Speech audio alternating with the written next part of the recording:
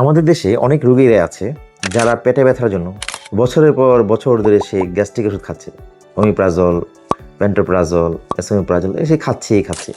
তারা এই ব্যথার কারণ কি না জেনে তারা ভাবতেছে তার গ্যাস হয়েছে, বাথরুম হচ্ছে না, পেট ফুলে যাচ্ছে, সে ওষুধ খাচ্ছে এবং তারা দেখছে একটা দোকান থেকে তারা যখনই প্রয়োজন হয় তাকে গ্যাস্ট্রিক ওষুধ খাচ্ছে।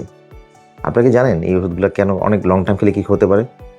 আপনি যদি এই ওষুধগুলো লং টার্ম খান তখন দেখা যাচ্ছে আপনার আয়রন, ভিটামিন B12 এগুলো অ্যাবজর্ব হবে না, ম্যাগনেসিয়াম অ্যাবজর্ব হবে না, ক্যালসিয়াম অ্যাবজর্ব হবে না।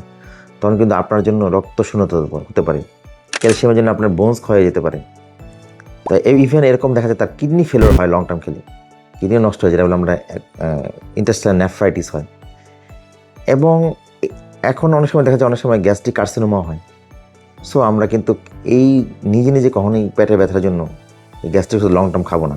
হ্যাঁ, এই গ্যাস্ট্রিক ওষুধ আপনি অনেক সময় আপনার বন্ধুর মতো আচরণ করে, সেটা কিছু ক্ষেত্রে যেমন আপনার ব্লিডিং পেপটিক আলসার, অনেক সময় গ্যাস্ট্রিক আলসার, ডিউডেনাল আলসার, এসব জায়গাতে আমরা কিন্তু ইউজ করি। কিন্তু আপনারা নিজেরা কখনোই পেটে ব্যথার জন্য এগুলো খাবেন না। এগুলো খেতে গেলেও এই সমস্যাগুলো হতে পারে। সো আপনারা অবশ্যই ডক্টরের পরামর্শ নিন।